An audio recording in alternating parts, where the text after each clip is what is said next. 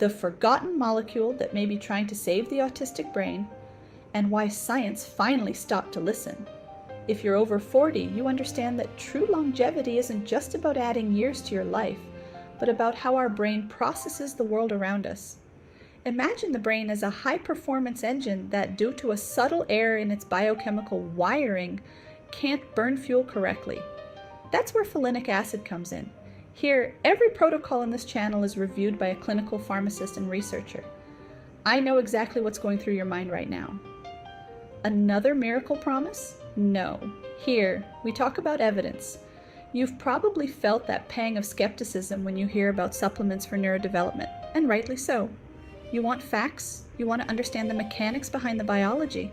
Today, we're going to explore how this active form of folate acts on deep physiology and whether it really has the power to reduce repetitive behaviors or improve social communication. You feel like a piece is missing from this autism puzzle, and today we're going to analyze the meta-analyses that try to find it. No noise, no marketing tricks, just the raw biology behind the spectrum. To understand why we are even talking about folinic acid in the context of neurodevelopment, we have to look past the supplement bottle and into the engine room of the cell.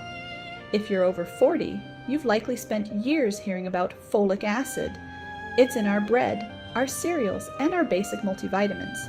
But for the brain, and specifically for the autism spectrum disorder, ASD brain, folic acid might be the wrong tool for a very delicate job. Think of your brain's chemistry like a high-end European watch. Every gear, every neurotransmitter must turn in perfect synchrony. At the heart of this movement is a process called methylation.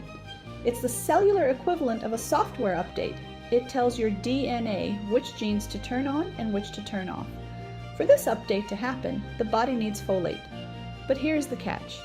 Folic acid is synthetic. It's like a raw piece of metal that your body has to forge into a gear before it can be used. Folinic acid, also known as leucovorin on the other hand, is an active pre-forged form. It doesn't need the same complex enzymatic conversions that many people, especially those on the spectrum, might struggle with. Biochemically, the interest in folinic acid for autism stems from the Cerebral Folate Deficiency, CFD hypothesis. In many children and adults with ASD, folate can be abundant in the blood, but it can't cross the blood-brain barrier. It's as if the fuel is sitting at the gas station, but the tank is locked. There are often autoantibodies that block the folate receptors at the gateway to the brain. This is where the physiology gets fascinating. Folinic acid has a unique ability to bypass some of these locked doors, potentially restoring the folate levels deep within the central nervous system where they are needed for DNA repair and neurotransmitter synthesis. But what does the hard science actually say?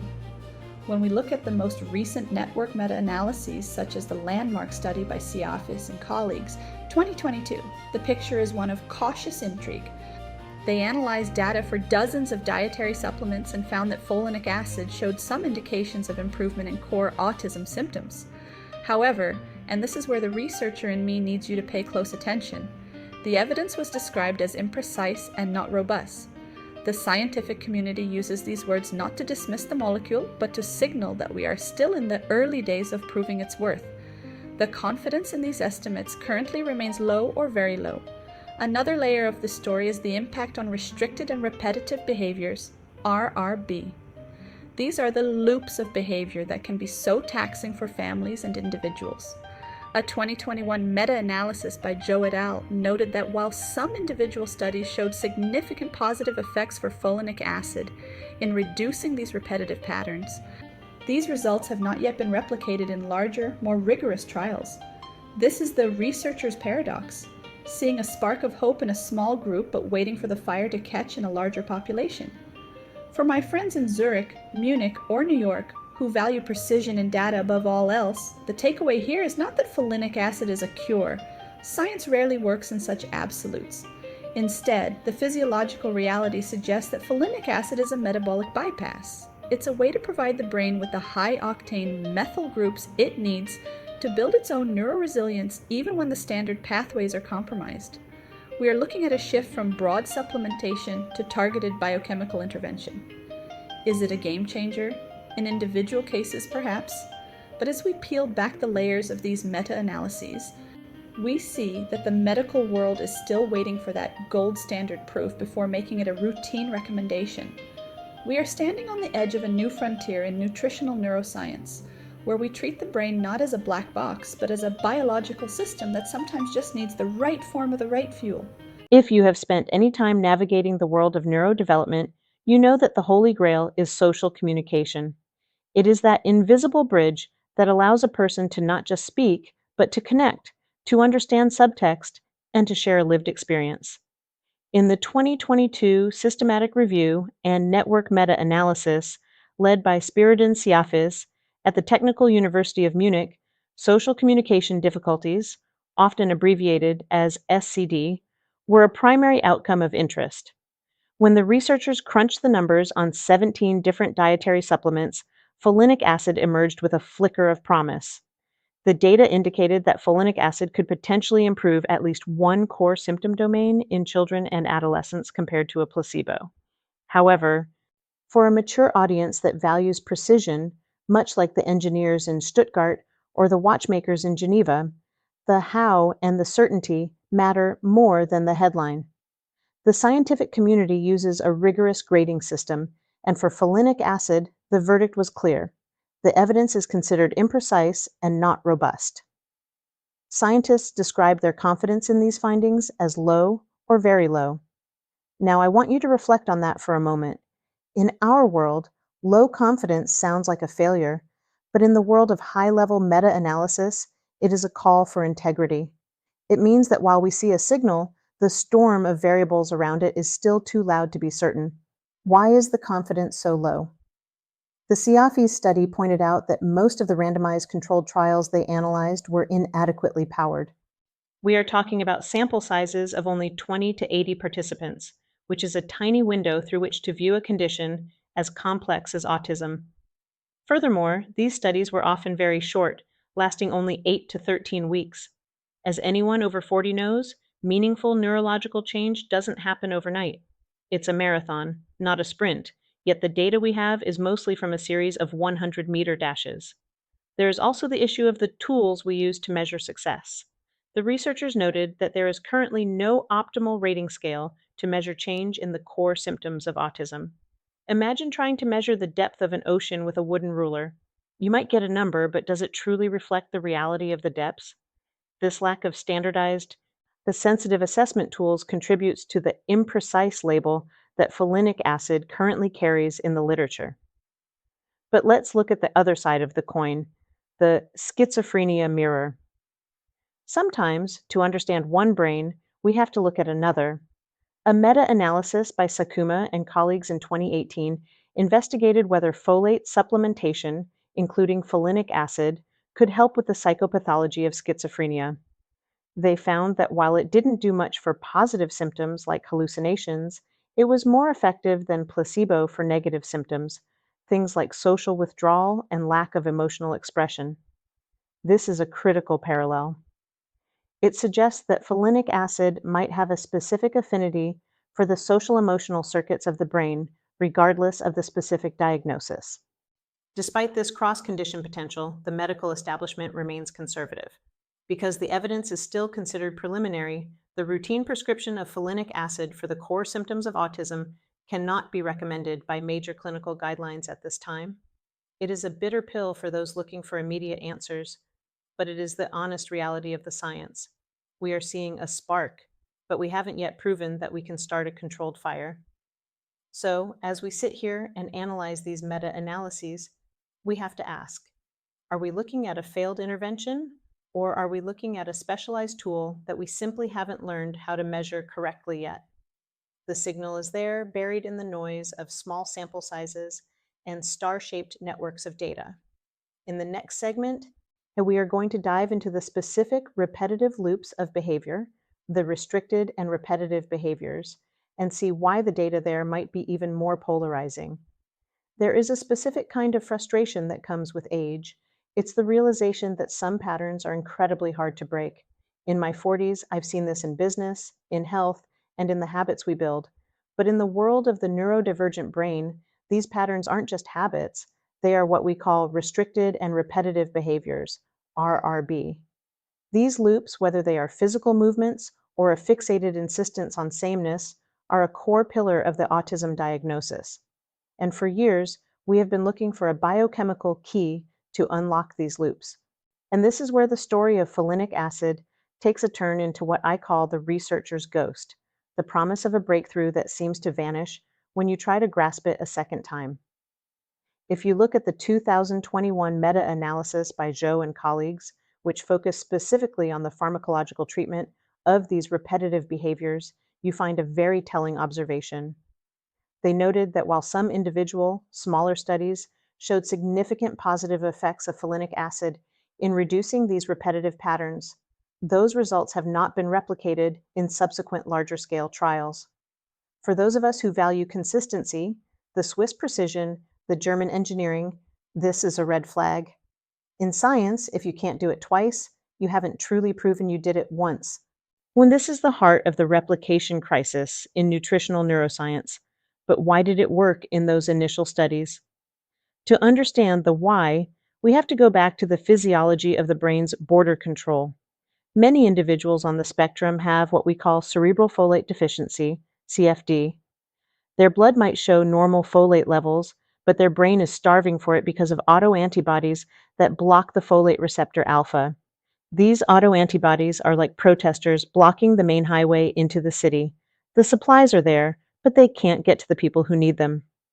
Folinic acid is theorized to be the side road. Because it is a reduced form of folate, it can sometimes use different transporters to slip into the brain, bypassing the blockade. Physiologically, when the brain finally gets this rescue dose of folinic acid, it can finally complete the methylation cycle. This cycle is responsible for producing the myelin that coats our nerves and the neurotransmitters like dopamine and serotonin that regulate our mood and focus.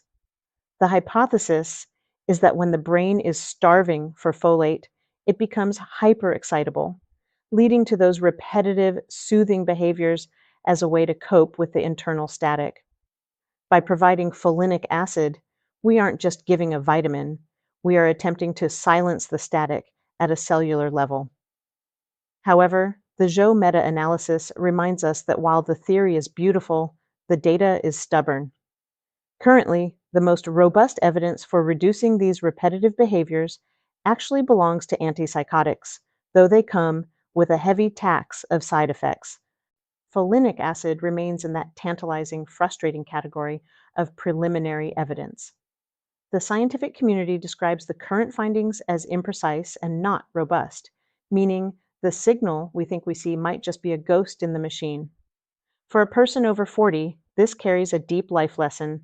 We must be wary of the N of 1 success story. Just because a protocol worked for one person's biology doesn't mean it is a universal law. The meta-analyses we are discussing today, like the work of Siafis and Leucht at the Technical University of Munich, are designed to protect us from this exact trap. They tell us that while folinic acid is a fascinating molecule with a clear physiological pathway, we are still waiting for the definitive, large-scale proof that it can consistently break the loops of the autistic brain. Whereas we are looking for a bridge, but right now, we only have a few planks laid over a very deep chasm. The potential is there, the biochemistry allows for it, but the clinical reality is still catching up. We have to ask ourselves, are we okay with preliminary if the safety profile is high? Or do we demand the absolute certainty of a replicated trial before we act? When we discuss the pharmacological landscape of autism, we are often forced to choose between a heavy hammer and a faint light. On one side, we have the heavy hitters, medications like risperidone and aripiprazole. These are antipsychotics that, according to the Zhou meta-analysis 2021, provide the most robust evidence for reducing restricted and repetitive behaviors, RRB. They work, but as any clinical researcher will tell you, they come with a significant biological cost. We are talking about potential weight gain, metabolic shifts, and sedation. It's a high price to pay for behavioral stability. Then there is the other side of the paradox, folinic acid. When you look at the Siafis et al.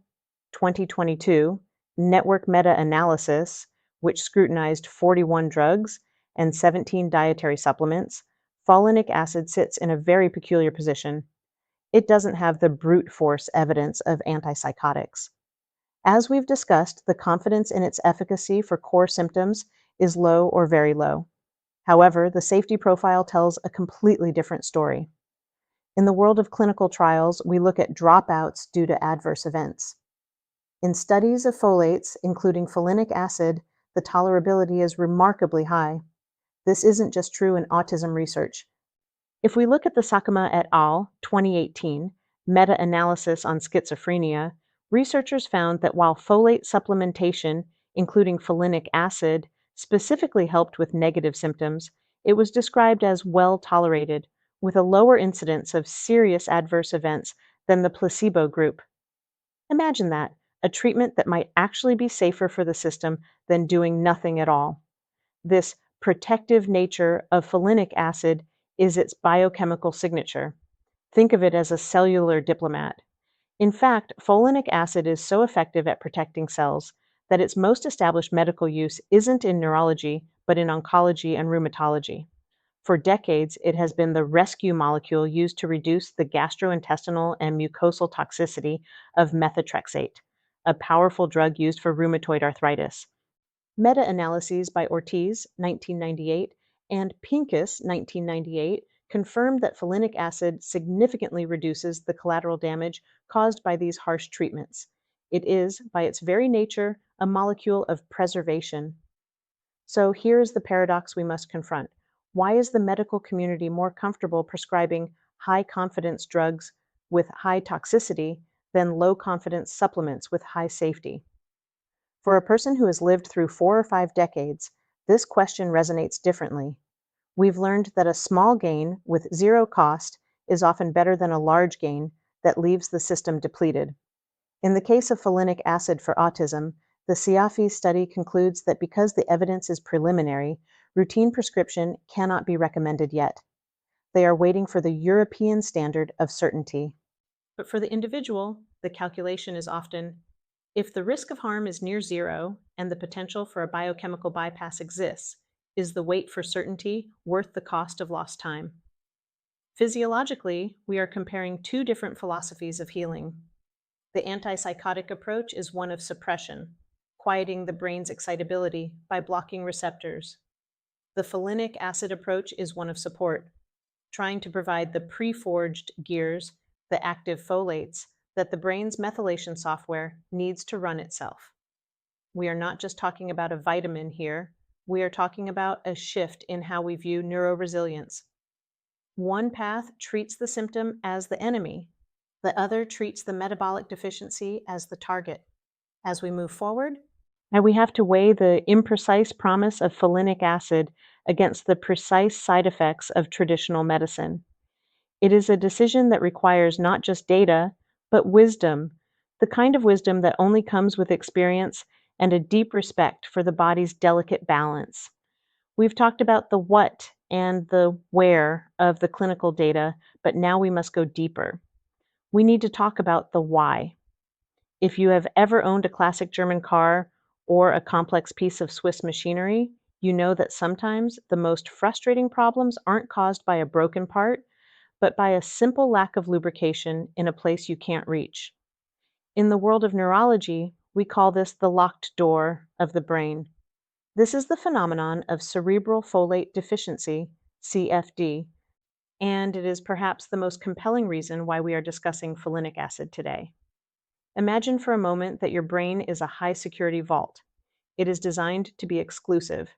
This is the blood-brain barrier, BBB, a biological masterpiece that keeps toxins out while letting nutrients in.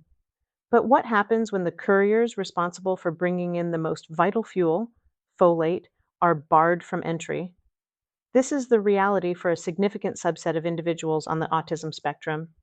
They may have a bloodstream teeming with folate, a diet rich in greens, and a cabinet full of standard multivitamins, yet their brain is effectively starving. The primary mechanism for getting folate across that barrier is a specialized gateway called the folate receptor alpha, FR alpha. In many cases of autism, The body's own immune system mistakenly produces autoantibodies that bind to this receptor. It's as if a protester has glued the locks of the vault shut. The folate is standing outside on the sidewalk, but it cannot get in to do its work. This is where the physiology of folinic acid, leucovorin, becomes truly magnetic for those of us seeking performance and neuroresilience. Unlike standard folic acid, which is highly dependent on these specific locked receptors, folinic acid is a metabolic skeleton key. It is a 5-formyl derivative of tetrahydrofolic acid, a reduced form of the vitamin that can utilize alternative transport pathways to enter the central nervous system. When the primary highway is blocked by autoantibodies, folinic acid takes the back roads. Once inside, it immediately enters the folate cycle. You're providing the high-octane methyl groups necessary for the synthesis of purines and pyrimidines, the very building blocks of our DNA and RNA. For a person over 40, this concept of metabolic bypass is a powerful reflection of how we manage our own health. We know that as we age, our primary systems sometimes falter, and we have to find clever ways to maintain performance. We don't just try harder, we work smarter. In the autistic brain, folinic acid is the smarter choice because it bypasses the conversion steps that can be sluggish or blocked. But we must return to the anchor of our conversation, the evidence. The Siafis et al. 2022 network meta-analysis, which represents the most comprehensive look at this to date, acknowledges these indications of improvement. However, the researchers are incredibly disciplined. They note that while the physiological theory is sound, the clinical results remain imprecise and not robust. Why? Because the trials are often small, typically between 20 and 80 participants, and they aren't always screening for these specific autoantibodies before starting treatment. It is like testing a key on 100 different doors without checking if the locks are actually jammed in the first place. This is the nuance that the N of 1 biohacking community often misses, but which a clinical researcher, the kind who reviews every protocol on this channel, will never overlook. We are seeing a signal in the data because for the people who actually have this locked door syndrome, folinic acid can be transformative. But for those whose autism stems from a different genetic or environmental architecture, the molecule might do very little. This explains why meta-analyses often show low confidence in the overall effect. The benefit is being diluted by participants who don't have the specific deficiency that folinic acid is designed to fix. Physiologically, we are also looking at the mitochondrial connection. Folate is essential for the health of our mitochondria, the power plants of our cells. A brain that cannot access folate is a brain that cannot produce energy efficiently. This leads to oxidative stress, a state of biological friction that can manifest as the irritability, social withdrawal, and repetitive behaviors we see in ASD. By providing folinic acid, we are essentially oiling the gears of the cellular engine, allowing for smoother neurotransmission and better cognitive flow. Reflect on your own life for a second. Have you ever felt that brain fog where you know the information is there but you just can't access it? That is a mild version of the friction these individuals face every day. The promise of folinic acid isn't that it changes who a person is, it's that it might remove the biological friction that prevents them from being their best self. As we move forward, the question isn't just, does it work, but for whom does it work? The meta-analysis by Zhou et al., 2021, reminds us that while we've seen significant effects in individual studies, we are still in the validation phase. We are waiting for the science to catch up to the biochemistry. We have the map of the backroads, and we have the skeleton key in folinic acid. Now, we are simply waiting for the large-scale trials to prove that this key can open the vault for thousands, and not just a few. We are standing at the intersection of immunology, nutrition, and neurology. It is a place of great hope, but also a place that demands the highest level of scrutiny. We don't accept good enough. We look for the pre-forged active folates because we know that the brain deserves nothing less than the most efficient fuel possible. We spend a lot of time analyzing the locked door of the autistic brain, but sometimes to see a problem clearly, you need to look at it from a different angle. In clinical science, we often examine how a single molecule behaves under different conditions to discover its true nature. If folinic acid is indeed a master key to neuroresilience, does it work the same way in a brain facing the challenges of schizophrenia? Before we dive into this comparison, I want to make a brief comment. Just one thing, we're almost at a very important milestone for the channel. So if you've made it this far with me, I want to invite you to subscribe to our channel and follow us every day. It means a lot to us to have an audience that values depth instead of clickbait. And remember, every protocol on this channel is reviewed by a clinical pharmacist and researcher. It's not just about tricks, it's about the accuracy of the medical literature and how it applies to your life or the lives of those you love. You're here because you know that true health is a conscious journey, and I'm glad we're walking this path together. It's rare these days to find people who want to understand the why before the how, but that's exactly how we maintain our quality of life as we age. Now let's get back to the science, because the comparison I'm about to show you is a revelation. When we look at the meta-analysis by Sakuma and colleagues, 2018, they investigated the use of folates, including our skeleton key, folinic acid, as an add-on to antipsychotic medication in patients with schizophrenia. What they found mirrors what we've been seeing in autism, but with a sharper focus on a specific type of relief. In schizophrenia, symptoms are often divided into positive symptoms, like hallucinations, and negative symptoms, such as social withdrawal, lack of motivation, and emotional blunting. The meta-analysis revealed that while folate supplementation didn't significantly help with the noisy positive symptoms or overall total symptoms, it was more effective than placebo specifically for the negative symptoms. This is a profound physiological clue. It suggests that the folate cycle isn't necessarily there to stop the storm of hallucinations, but rather to restart the engine of social and emotional engagement. Think about that for a second. In our previous blocks, we discussed how folinic acid in autism shows a signal, albeit an imprecise one, in improving social communication and possibly reducing repetitive loops. When we see the same pattern in schizophrenia, a specific benefit for the social emotional circuits, we begin to realize that we aren't just treating a diagnosis, we are treating a specific neurometabolic circuit. The negative symptoms in schizophrenia and the social communication difficulties in autism are both deeply tied to the brain's ability to maintain its own connectivity and neurotransmitter flow. Biochemically, this makes perfect sense. The methylation cycle, which folinic acid fuels, is the primary source of methyl groups for creating dopamine, norepinephrine, and serotonin. These aren't just feel-good chemicals, they are the oil in the social machinery of the brain.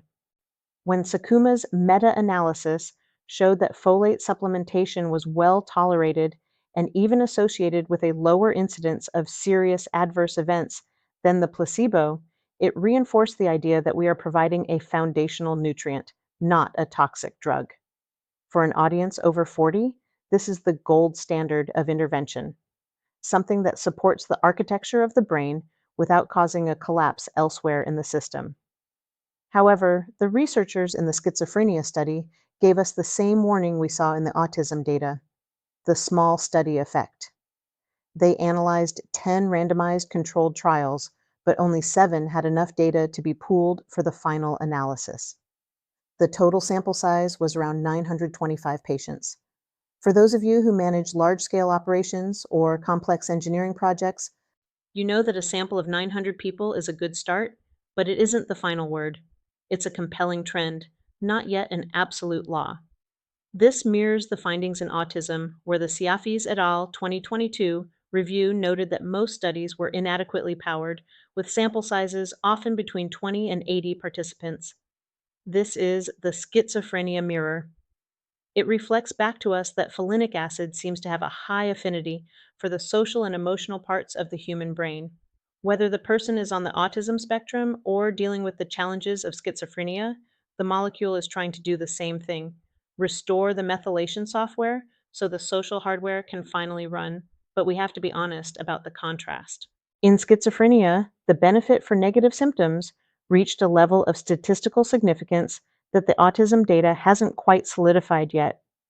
This might be because the schizophrenia trials are sometimes more standardized in how they measure these outcomes, whereas in autism, we are still struggling with the lack of an optimal rating scale to measure core symptom changes. So, as we look at these two paths, we see a shared biochemical journey.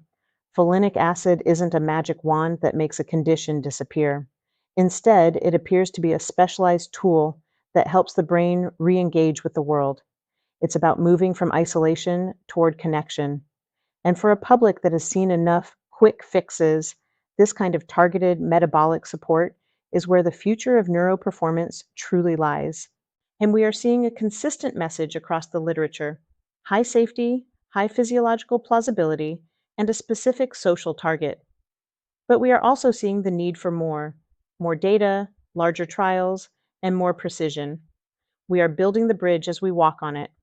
In the world of advanced medicine, folinic acid isn't just another supplement on a shelf. It is what clinicians call a rescue agent. If you have lived through 4 or 5 decades of life, you have learned that the strongest solutions are rarely the loudest ones. They are the ones that protect while they empower. This is exactly the role folinic acid plays in the fields of oncology and rheumatology, and it offers us a masterclass in how this molecule interacts with the human system as a cohesive whole. Let's talk about the bodyguard effect.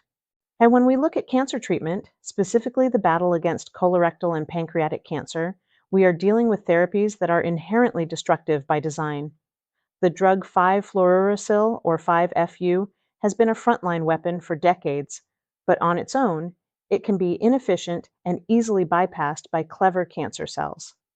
However, researchers discovered that by adding folinic acid, also known as leucovorin, to the regimen, they weren't just adding a vitamin.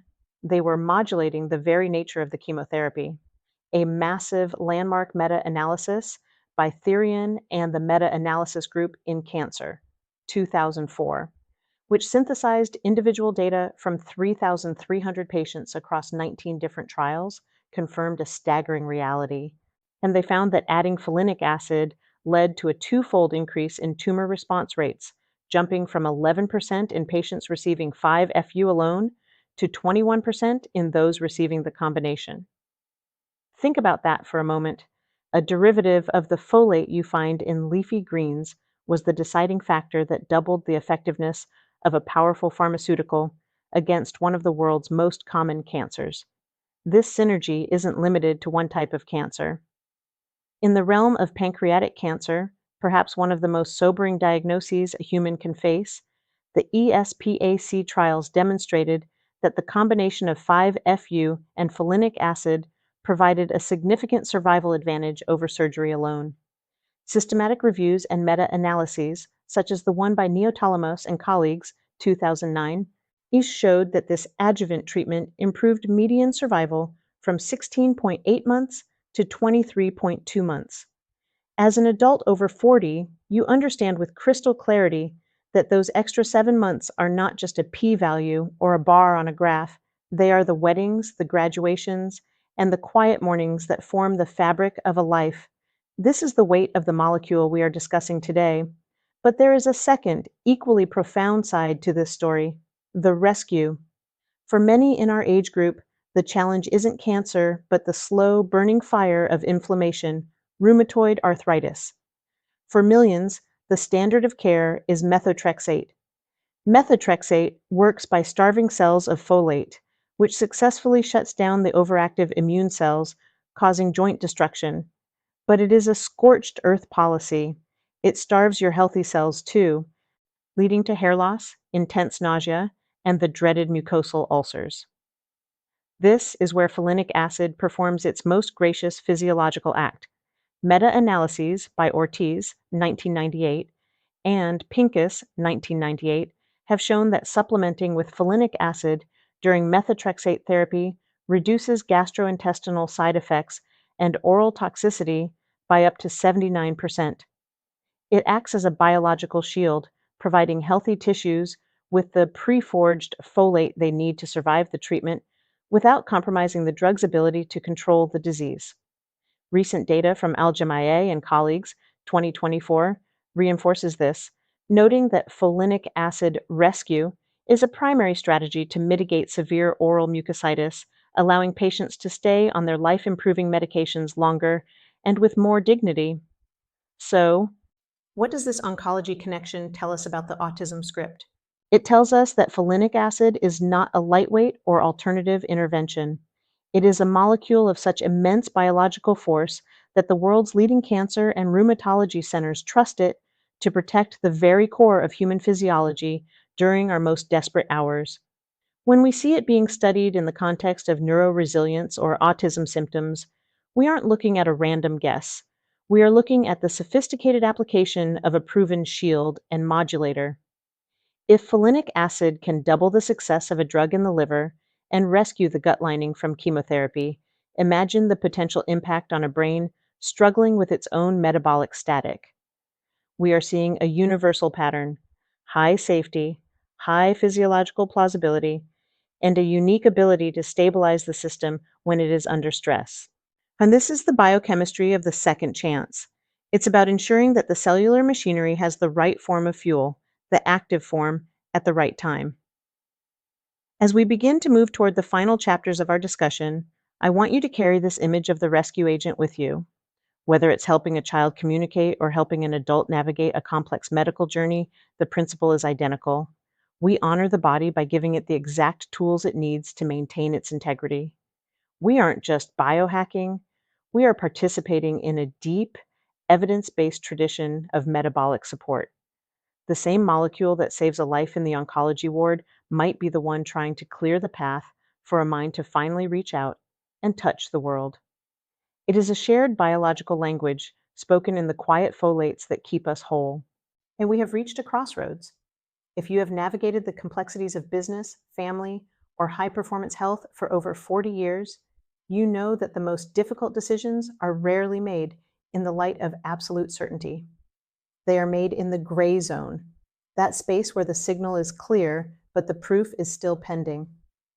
As we look at the future horizon of folinic acid and neurodevelopment, we must confront the word that haunts every meta-analysis we've discussed today: preliminary. When you read the Siafis 2022 network meta-analysis, the researchers don't mince words. They state that the confidence in the estimates for folinic acid in autism is low or very low. For a scientist, this is a badge of integrity. For a parent or an individual seeking a hack for neuroresilience, it can feel like a dead end. But let's look closer at why that low confidence label exists. It's not necessarily because the molecule failed, it's because our measuring sticks are currently inadequate. The study points out that there is no optimal rating scale to measure change in the core symptoms of autism. Imagine trying to measure the precision of a Swiss chronometer using a sundial. You might see that it moves, but you can't prove its accuracy. This is the measurement gap that the future of medicine is currently racing to fill. There is also the challenge of the star-shaped network. In high-level data analysis, we prefer a complete web where every treatment is compared directly to every other treatment. But in the world of folinic acid and other dietary supplements, the data is fragmented.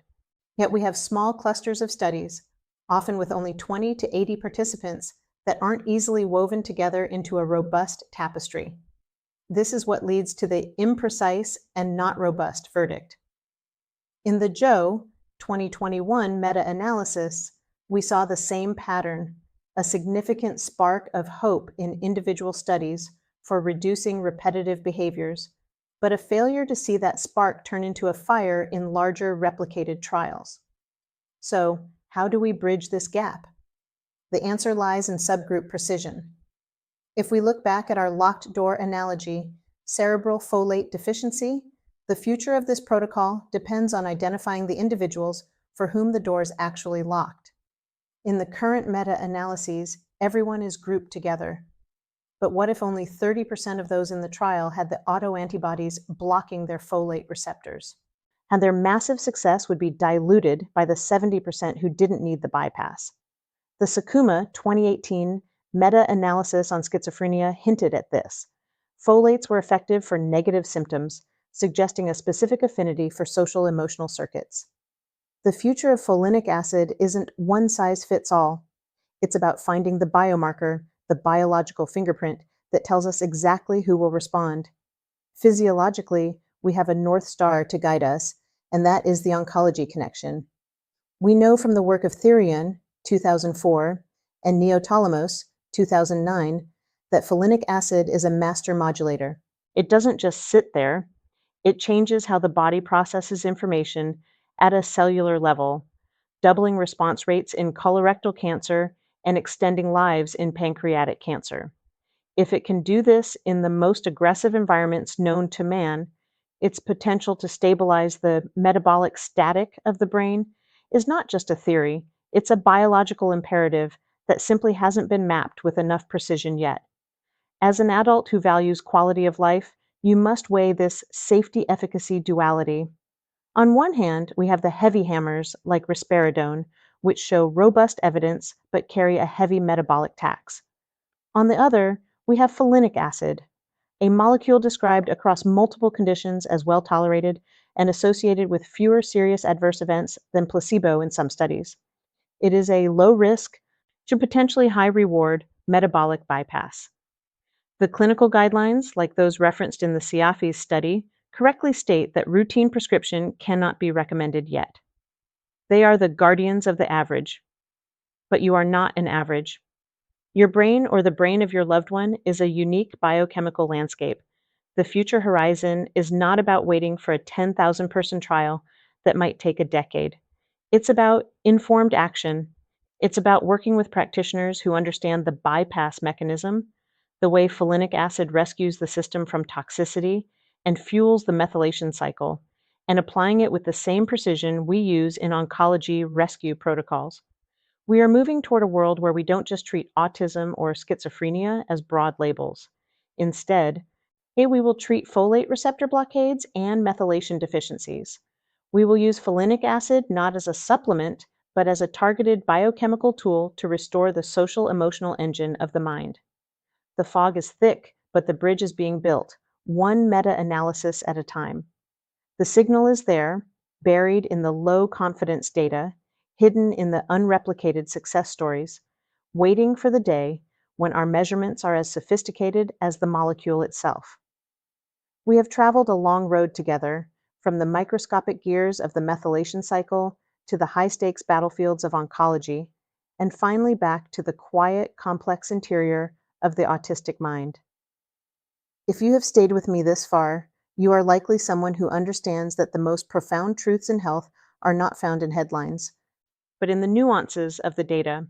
As we reach this final chapter, I want to tie together the threads we've unraveled, the pre-forged gears of folinic acid, the locked doors of the brain, and the high-level evidence that tells us we are on the edge of something significant, even if it is currently labeled as preliminary.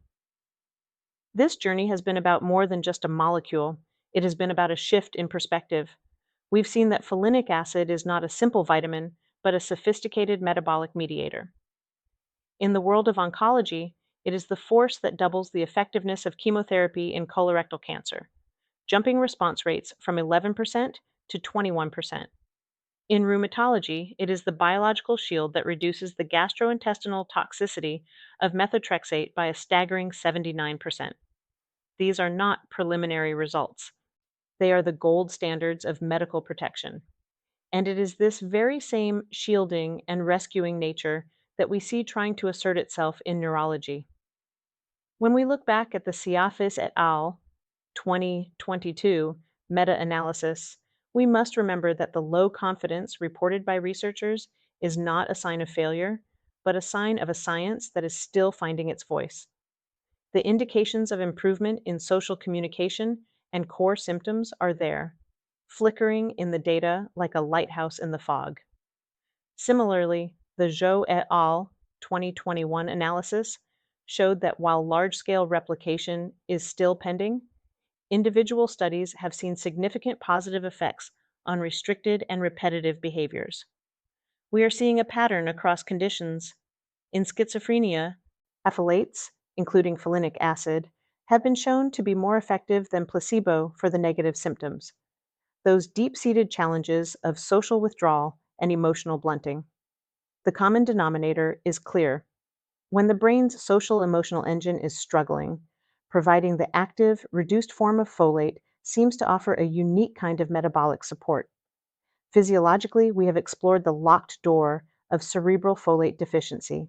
For those whose brains are barred from receiving standard folates due to receptor autoantibodies, folinic acid serves as the skeleton key, bypassing the blockade and restoring the brain's ability to maintain its own connectivity. This is the subtle transformation I promised you at the start, the realization that autism or schizophrenia are not just behavioral labels, but conditions that can be influenced by specific, measurable biochemical deficits. We are moving from a world of treating symptoms to a world of restoring systems.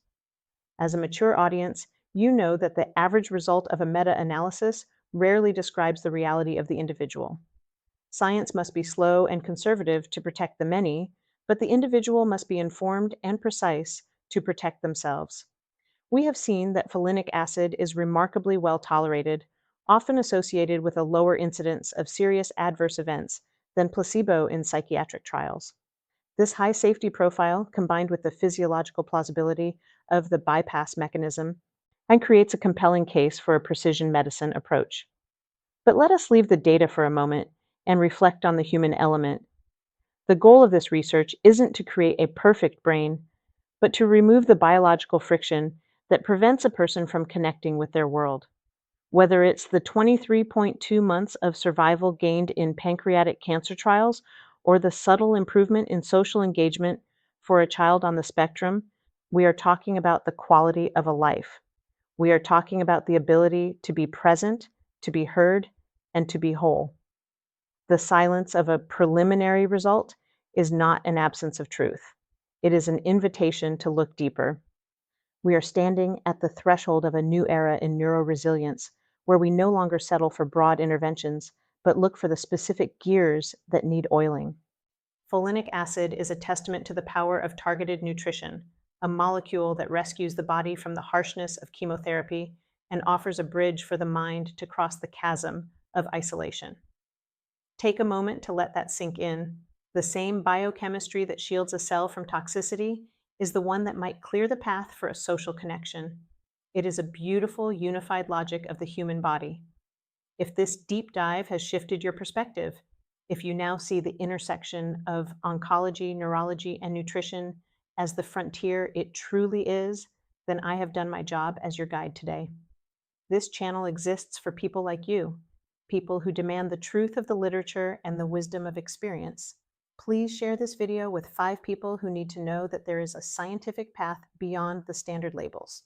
Or if we are to change how we view neurodevelopment and longevity, we must share the evidence that matters. Leave a sincere comment below with your thoughts or your own experiences. I read them because they inform the next steps of this journey. And finally, let me know what topic you want me to bring into the light of the evidence next. Until then, remember, your biology is not your destiny. It is a system waiting for the right tools. Stay informed, stay precise, and stay well.